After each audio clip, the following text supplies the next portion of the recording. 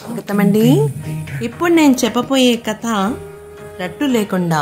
ఇది చందమామ కథల్లో ఒక కథ. అయితే మరి దీన్ని రచించిన వారు ఎన్టి శంకరలింగం గారండి. అయితే మరి కథలోకి వెళ్దామా? ఒక గ్రామంలో పేరు మోసిన పెద్ద జమీందారు ఉన్నాడండి. ఆయనకి 3 కొడుకులు. వాళ్ళు పెద్దవాళ్ళైనా కూడా ఎంతో అన్యోన్యంగా ఉండేవారు. ఒకరికొకరు గౌరవంగా ఉండేవారు, అభిమానాలతో ఉండేవారు. వారికి వంశ మర్యాద అనేది ప్రాణంతో సమానం అన్నమాట. జమీందారు గారి ఇంట్లో 20 బంగారు లింగాలు ఉండేవి. అన్నదమ్ములు ఒకరి తర్వాత ఒకరిగా వాటిని రోజు పూజ చేసుకుంటూ వచ్చేవారు. ఇలా ఉండగా ఒకరోజు బంగారు లింగాల్లో ఒక లింగం మాయమైపోయింది. అమ్మో, బంగారు లింగాలంటే మాటలా? ఇప్పటి కాలంలో అయితే ఒక బంగారం కాదు, ఒక కాణి బంగారం కూడా కొనుక్కునే పరిస్థితుల్లో లేవు. మరి అప్పట్లో బంగారు లింగాలే ఉండేవి వాళ్ళ ఇళ్లలో. అది నిశ్చింతగా దొంగతనమే జరిగింది. దొంగ కూడా 3 అన్నదమ్ముల్లో ఒకళ్ళు అయి ఉంటారని, కానీ పైవాళ్ళు కావడానికి ఏమాత్రం అవకాశం లేదు. ఎందుకంటే 3లో ఎవరో ఒకరు దొంగ అని తెలిసినా కూడా మిగతా 2కి బాధే కదా. ఏమిటి, ఇలా 3లో ఎవరు దొంగతనం చేశారు అని మనము ఎవరిని పట్టుకోగలము? అసలు ఆ సంగతి బయటపడితే వంశ గౌరవానికి దెబ్బతింటుంది. అంటే ఆయన గారింట్లో, ఆ జమీందారు గారి ఇంట్లో లింగాలు పోతే అది ఎవరి మీద పెడతారు? బాధ అంతా గుట్టురట్టయిపోదు, వంశగౌరవం నాశనమైపోదు మరి. అందుకని ఈ ప్రమాదాలన్నీ, తప్పులంటే దొంగ ఎవరో తెలుసుకోకపోయినా బంగారు లింగం తిరిగి రావాలి. ఎలాగా? ఈ సమస్యతో అన్నదమ్ములిద్దరూ కూడా సతమతం అయిపోతున్నారు. ఎవరు తీశారు ఏమిటి? చివరికి పెద్దవాడు నగరంలో ఉండే వ్యాపారి న్యాయాధికారి దగ్గరికి సలహా అడడానికి బయలుదేరాడు. అతడు వెంటనే 2వ వాడు 3వ వాడు కూడా బయలుదేరారు. న్యాయాధికారి చాలా సూక్ష్మ బుద్ధితో కలవాడని అందరూ చెప్పుకుంటూ ఉండేవారన్నమాట. న్యాయాధికారి చాలా బాగా చెప్తారని. అన్నదమ్ములు 3 న్యాయాధి దగ్గరికి వెళ్ళి జరిగిందంతా చెప్పి, ఈ దొంగతనము రట్టు కాకుండా మాకు బయటికి రావడం మాకు ఎప్పుడూ ఇష్టం లేదు. ఎలాగైనా సరే దొంగ ఎవరో మాకు తెలియాలి. ఒకవేళ దొంగ ఎవరు చేశారు అన్నది తెలియకపోయినా పర్వాలేదు, పోయిన బంగారు లింగము తిరిగి అక్కడ దొరికితే చాలు. మీ తెలివితేటలన్నీ ఉపయోగించి మా లింగాన్ని మాకు తిరిగి ఇప్పించారంటే మా వంశ గౌరవం కాపాడి మాకు మంచి ఉపకారం చేసిన వారు అవుతారు అని న్యాయాధికారి దగ్గరికి వెళ్ళి ఈ 3 చెప్పుకున్నారు. అప్పుడు న్యాయాధికారిలా అంటున్నాడు, నాయనలారా, మీ సమస్యను అర్థం చేసుకోవడానికి నా తెలివితేటలు చాలకుండా ఉన్నాయి. దాన్ని పరిష్కరించడం నా వల్ల ఎక్కడవుతుంది? ఇప్పటికే పొద్దుపోయింది. ఈ రాత్రి నా ఆతిథ్యం స్వీకరించి విశ్రాంతి తీసుకోండి. రేపు వెళ్దురు కానీ. అంత దూరం నుంచి మీ ఊరు నుంచి మా ఊరు వచ్చారు కదా, మరి రేపు ఉదయము మీ సమస్య గురించి తీరిగ్గా వింటాను అన్నాడు న్యాయాధికారి. ఆయన లోపలికి వెళ్ళి వచ్చి జమీందారు కొడుకులతో, మీ పూజకు మా అమ్మాయి 20 లింగాలను సిద్ధం చేస్తుంది. మీ అలవాటు ప్రకారం పూజ చేసుకోండి, తర్వాత భోజనాలు కూర్చుందాం అన్నాడు అతను. ముందుగా పెద్దవాడు లింగార్చనకు వెళ్ళాడు. అర్చన చేసేటప్పుడు అతనికి 19 లింగాలే కనిపించాయి. కానీ అతను ఆ విషయం పైకి ఎవ్వరితో చెప్పకుండా పూజ ముగించేసిన అవతలకు వచ్చేసాడు. ఆ తర్వాత 2వ వాడు లింగాలు పూజ చేయడానికి వెళ్ళాడు. అతనికి 19 లింగాలు మాత్రమే ఉన్నాయి. కానీ అతను కూడా ఆ విషయం పైకి చెప్పలేదు. తర్వాత పూజకు వెళ్ళిన 3వ వాడు కూడా 19 లింగాలనే ఉండడం గమనించి కంగారు పడ్డాడు. ఇదేమిటి, ఆ న్యాయాధికారి చూస్తే 20 లింగాలు అన్నాడు, ఇక్కడ 19 ఉన్నాయేంటి అని అనుకున్నాడు. వాళ్ళ సొంత ఇంట్లో లింగాన్ని దొంగిలించిన వాడు అతనే. ఆ లింగం ఇంకా అతని దగ్గరే ఉంది. తన అన్నలు గనక తను సోదా చేయకుండా వదిలేశారు. న్యాయాధికారి తన లింగాన్ని పోయిందని తాను సోదా చేయొచ్చు కదా. అప్పుడు తన ఇంటి దగ్గర దొంగిలించిన లింగం కాస్త దొరికిపోతుంది. ఆ భయంతో అతను తన దగ్గర ఉన్న లింగాన్ని ఆ 19 లింగాలతో కలిపి పూజ ముగించేసి ఏమీ ఎరగనట్టుగా యువతలకు వచ్చేసాడు. రాత్రి అయింది. అన్నాడు తెల్లవారితోనే న్యాయాధికారి జమీందారు కొడుకులతో, అదృష్టవశాన్న మీరు పోగొట్టుకున్న లింగం దొరికింది. అదిగో ఆ లింగం. ఆ వస్తే గుర్తులు చూసుకోండి. దొంగ ఎవరని నన్ను అడగద్దు, ఎందుకంటే నాకు ఆ విషయం తెలియదు. ఎవరు పెట్టారో కూడా తెలియదు నాకు. జమీందారు కొడుకులు న్యాయాధికారి ఇచ్చిన లింగాన్ని పరిశీలనగా చూసుకున్నారు. అది వాళ్ళ ఇంట్లో ఉండే లింగంలాగే ఉంది. వాళ్ళు వచ్చిన పని విజయవంతంగా ముగిసింది. అన్నదమ్ములు ముగ్గురు న్యాయాధికారి దగ్గరికి వెళ్ళి కృతజ్ఞత తెలుపుకుని వాళ్ళ ఇంటికి వెళ్ళిపోయారు.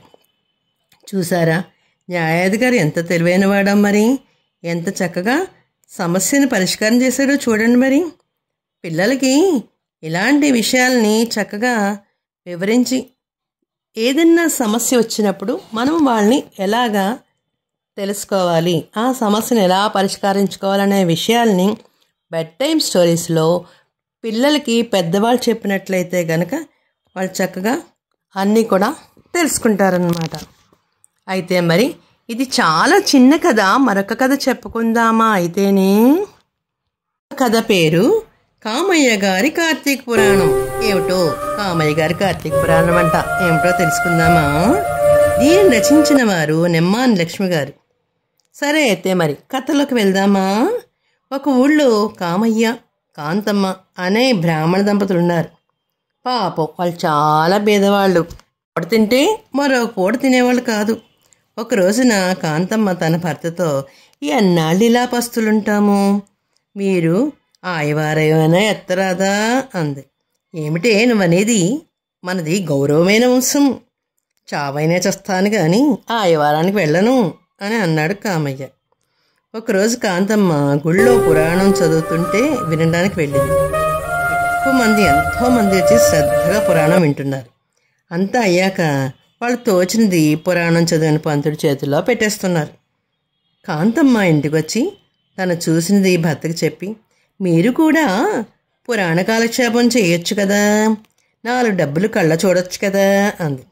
కామయ్యకు ఆలోచన బాగానే ఉందనిపించింది. ఏమేవ్, బాగానే చెప్పావు తెలివిగా, సరే చూస్తాను అని.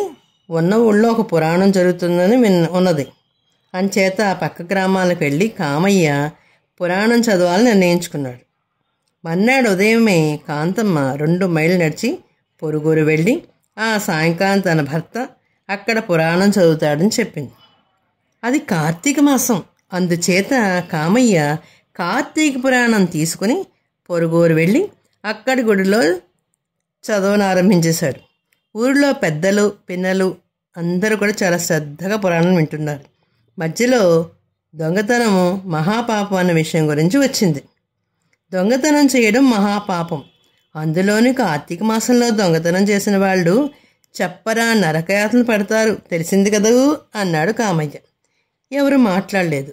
శ్రోతల విషయంలో సరిగ్గా బోధపడలేదు అనుకుని తన ఎదురుగా ఉన్న రెడ్డిని, ఆయన పక్కనే కూర్చున్న కాపుని చూపిస్తూ, ఈయన గారి దగ్గర 1000 రూపాయలు దొంగిలించాడు అనుకోండి అన్నాడు. ఆ మాట వినగానే రెడ్డి మండిపడ్డాడు. అతను గొప్ప ధనవంతుడు.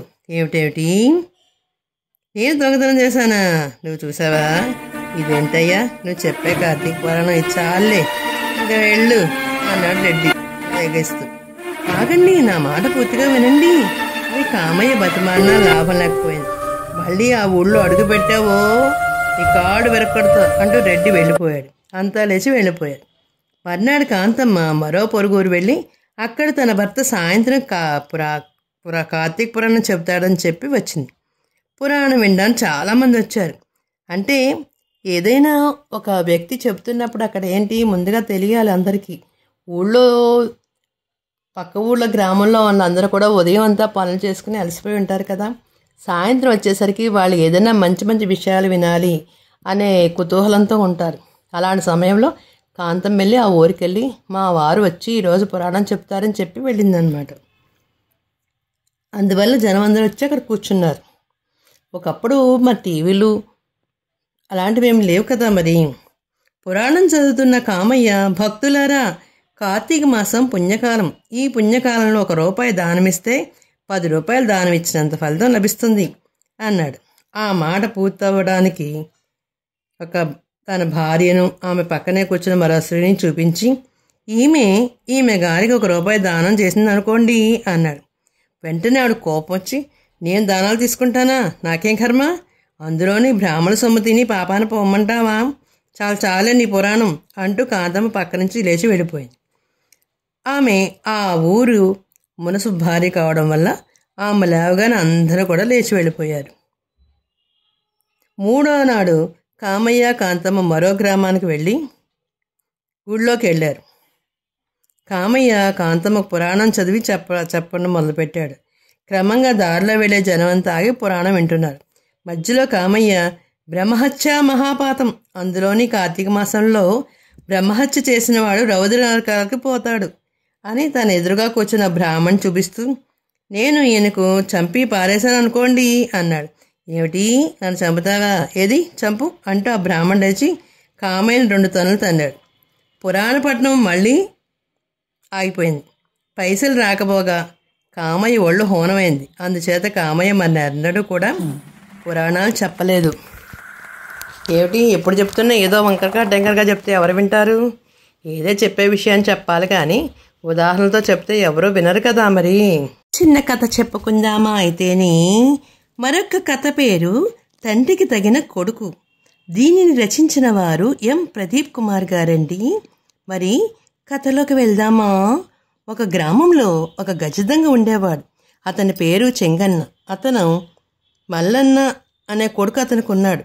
మల్లన్న కూడా తనలాగే దొంగతనం చేయడం నేర్పించేస్తాడు. తన అనంతరము అతను కూడా ఇలాగే బ్రతకాలనే ఉద్దేశం. అయితే అతనికి దీర్ఘవ్యాధి పట్టుకుని ప్రాణాలు తీసేస్తున్నట్టు కనిపించింది. చెంగన్న మల్లను పిలిచి, నాయనా, నువ్వు మరీ పసివాడివి, మన వృత్తిలో మెలకువలు నేర్చుకోద్దామా అనుకున్నాను.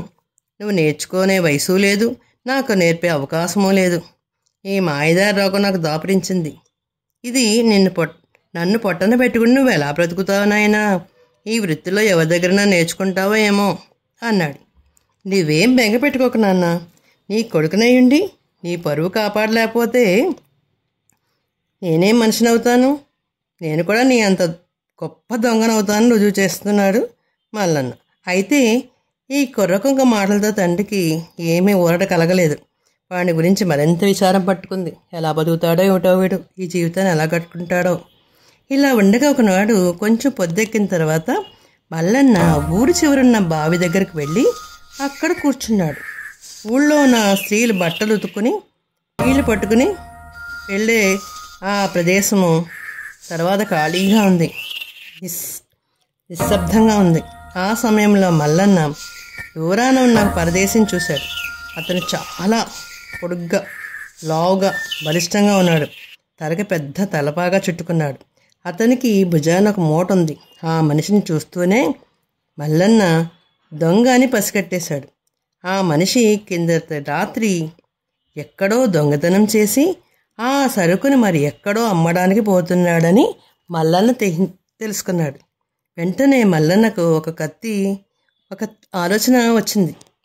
వాడు సన్నగా నడుస్తూ బావిగట్టున కూర్చుని బావిలోకి తొంగి చూస్తున్నాడు. వచ్చే మనిషిని మల్లన్న చెవికి ఉన్న పోగును కనపడింది. చుట్టుపక్కల ఎవరూ లేరు. ఆ పోగులు కాచేయడానికి మంచి అవకాశం అనుకుని ఆ మనిషి బావి దగ్గరకు వచ్చాడు. ఏమబ్బాయి, ఏం చేస్తున్నావు అని అడిగాడు ఆ మనిషి. మల్లన్న మరింత గట్టిగా ఏడుస్తూ చేత్తో బావిలోకి చూపించి, నా మెడలో ఉన్న బంగారు గొలుసు బావిలో పడిపోయింది. గొలుసు లేకుండా ఇంటికి పోతే మా అయ్య నన్ను చంపేస్తాడు, అందుకే వెతుక్కుంటున్నాను అన్నాడు. ఏడవకు, ఈ మిఠాయి తిను, నీ గొలుసు నేను తీసి పెడతాను కదా, కాస్త ఈ మూటను చూస్తూ ఉండు అంటూ ఆ మనిషి మల్లన్నకు తన మూటలతో ఒక దాని నుంచి తినడానికి తీపి పదార్థాలు ఇచ్చి మూటలు బావిలో పక్కన పెట్టి బావిలోకి దిగాడు. వెంటనే మల్లన్న ఆ మూటలు 2 చేతులతో ఎత్తుకుని శీఘ్రంగా ఇంటిదారి పట్టేశాడు. కొడుకుతో ఇచ్చిన మూటను చూసి మంచం మీద కూర్చున్న చెంగన్న, ఎక్కడివిరా ఇవి అని అడిగాడు. మల్లన్న జరిగిందంతా తండ్రికి చెప్పేశాడు. మూటలు విప్పి చూస్తే వాటి నిండా వెండి, బంగారము, వస్తువులు, నగలు, డబ్బులు, విలువైన బట్టలు ఎన్నో ఉన్నాయి. అది దొంగ సొమ్మేనంటూ సందేహం లేకుండా పోయింది. చెంగన్న పరమానందంతో, ఈ ఈడికే నిన్ను నన్ను మించావరా, ఇక నేను నేర్పివలసింది ఏమీ లేదు అన్నాడు. చూసారా మరి, తండ్రి కంటే తెలివైనవాడు కొడుకు. దొంగతనంలో తండ్రిని మించిపోయాడనమాట. పెద్దవాళ్ళు ఏం నేర్పిస్తే పిల్లలు కూడా అదే నేర్చుకుంటారు. మరి తండ్రి దొంగ కాబట్టి కొడుకు కూడా దొంగ అవ్వాలని అనుకున్నాడు. అదే మరి తండ్రి బాగా చదువుకుంటే అలాంటి ఆలోచన ఉండవు కదా. మరి చూసారా, చిన్న చిన్న కథలను బెడ్ టైమ్ స్టోరీస్గా పెద్దవాళ్ళు వింటూ పిల్లలకి రాత్రి పడుకునే సమయంలో మంచి మంచి కథలు చెప్తూ ఉంటే వాళ్ళు హాయిగా నిద్రపోతారు, చక్కగా సంతోషపడతారు. అయితే మరి తెలుగువారి దీపకాంతికి లైక్ చేసి, షేర్ చేసి, సబ్స్క్రైబ్ చేసి, కామెంట్ రూపంలో పెట్టండి మరి.